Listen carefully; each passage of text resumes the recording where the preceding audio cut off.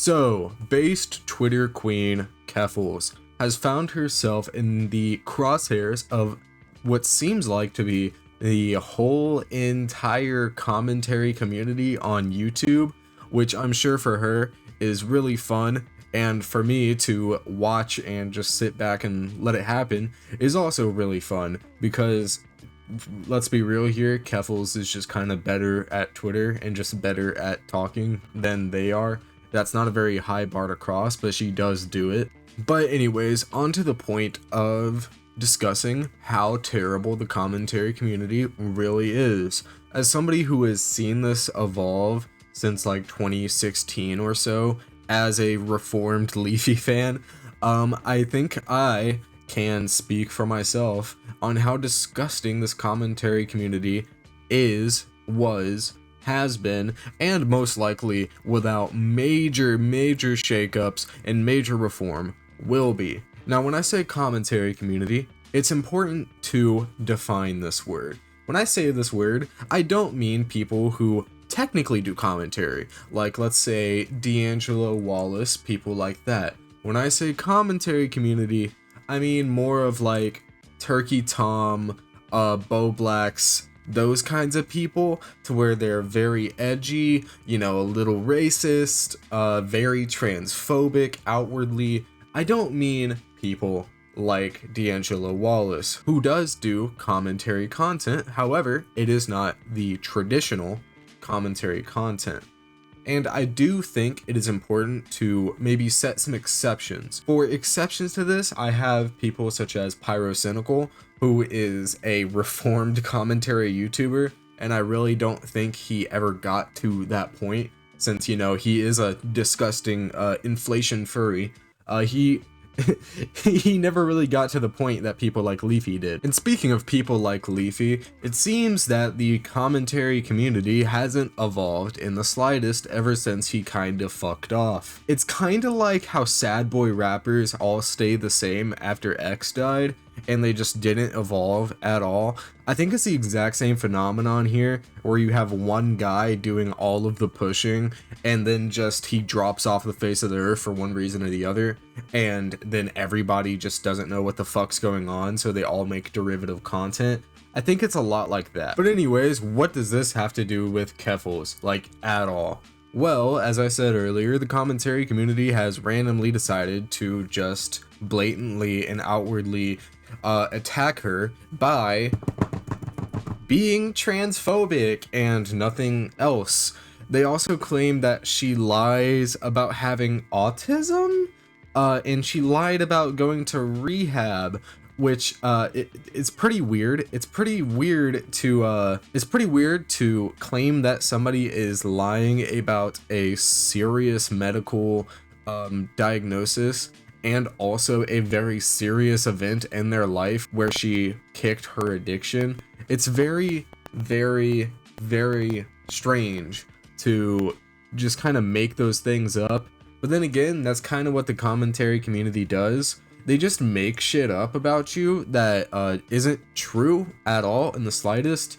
And then whenever you do attack this one thing, or say that they're just making shit up and they're just saying things that aren't true, by the time you have said this, they have already made 3 new things that are all equally untrue, so that by the time that you've attacked one, you go, no, that's fake. You have to deal with 3 more things, and it just eventually, they try to overwhelm you, which is gonna be kind of hard when you're dealing with Twitter queen herself, Keffals. So good luck with that strategy, I guess. People like Keemstar and his lackeys have devoted like the half year or so, it seems, to just needlessly attacking her for no reason, and it's really desperate looking. I know that these people need to drive in clicks, and that is their job to get clicks, and when you're making derivative content such as commentary YouTube, where you're just saying the same shit video after video, and it gets boring after, I don't know, 3 weeks of watching it. It gets boring after like 3 weeks of watching it.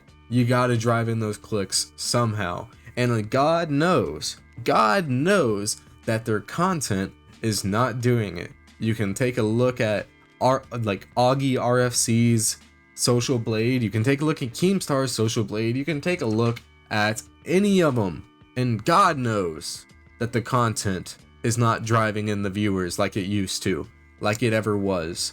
Instead of, making better content, which is hard, it's hard to get better. That is why it is hard. It's because you are improving, and improving is tough. So instead of doing that, they're just saying, hey, let's attack a trans woman, because that is the popular thing to do right now. Let's just attack her for no reason whatsoever. Oh, she used to have a drug addiction. Hey, let's attack that. Oh, she's autistic. Let's attack that. Oh, she is a trans woman. Let's attack that. She transitioned as a child?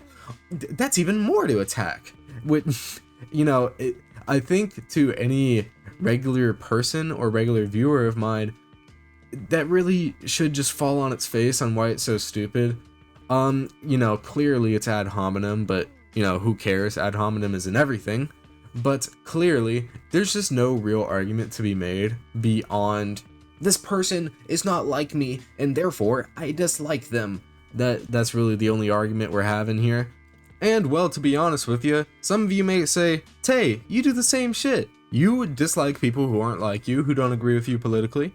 Yes, I do. And you know why I dislike them? It's because I have these things called reasons. I have reasons to dislike somebody, and my reasons aren't because they're autistic, aren't because they're trans, aren't because they're Italian. I don't know, man. Except the French. I really dislike the French.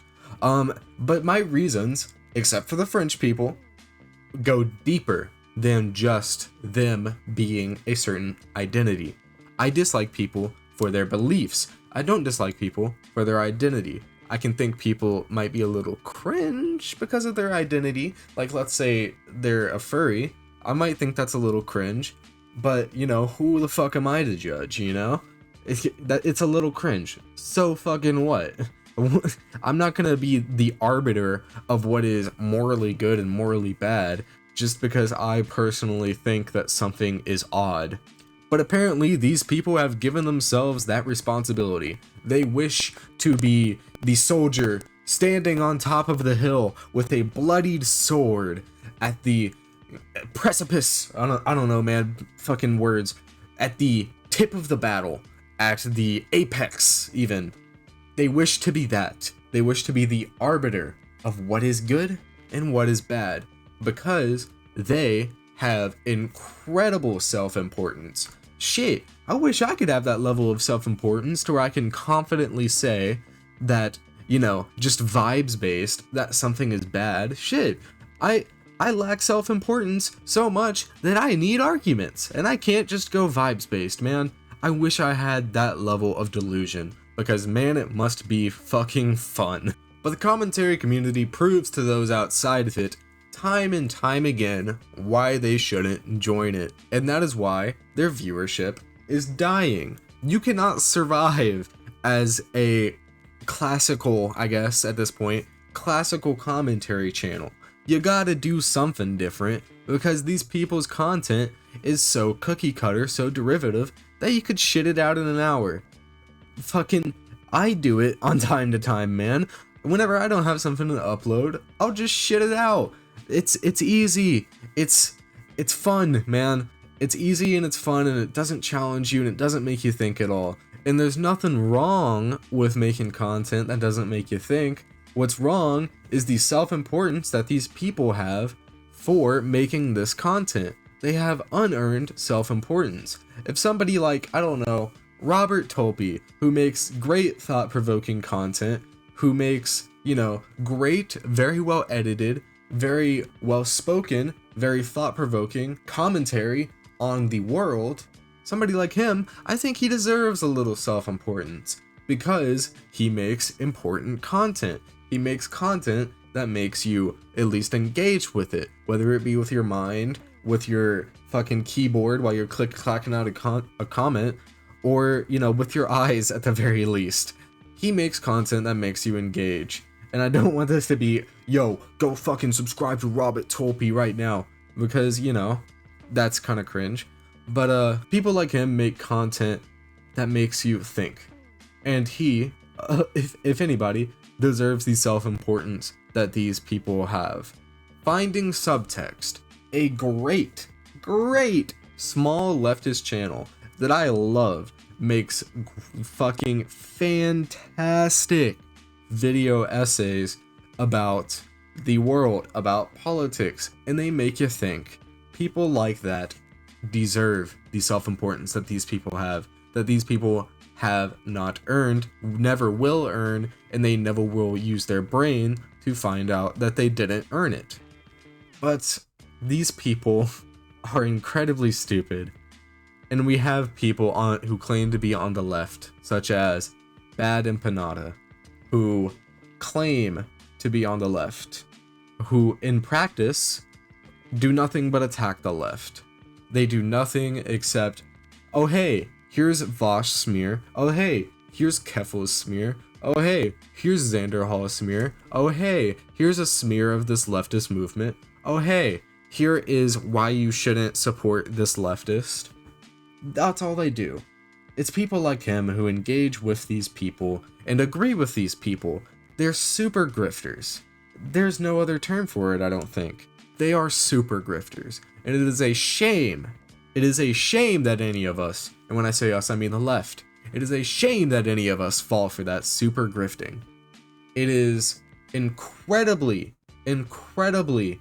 disappointing to any person with any sort of principles that somebody like Bad Empanada, that somebody like Kira Chats, who used to go Bad Bunny, like somebody like DJ Mule would be allowed in our leftist spaces. It is incredibly shameful. It is incredibly shameful that these people in the commentary community would sneak their way into our spaces, into our community by these fake quote-unquote leftists. I genuinely believe that there is some kind of pipeline here that I haven't discovered yet, and maybe I will. Maybe I'll discover it. But I genuinely believe there is a pipeline here leading from people like Bad Empanada to people like, I don't know, let's say Augie, or something like that. There is a genuine pipeline that I believe exists, and I'm kind of arguing vibes based here, but I genuinely believe it. But anyways, I've said all about I have to say, and despite filibustering at the end there, I think I got it off pretty concisely what I believe here. The commentary community is a cancer on the internet, and it will keep on spreading until somebody decides to do something about it. And that somebody isn't gonna be me. Yeah, I wish it was, but shit, I just don't have the reach to. But we kind of have to deal with this cancer for now. But anyways, I hope y'all enjoyed today's kind of rant video. If you did, leave a like, maybe even subscribe. We're so close to 150, which would be fucking awesome to hit. But anyways, I'll see y'all guys later. Bye. Learning how to hold on. Bald-headed nigga out here looking like Frozen. I admit that I was caught in my emotions. Life comes hilarious, be prepared for the ozone. Can you put me back where you found me? Maybe I was better off drowning. Maybe I was better off never stepping foot on Rhode Island. There is no going back to small town things, it's too late.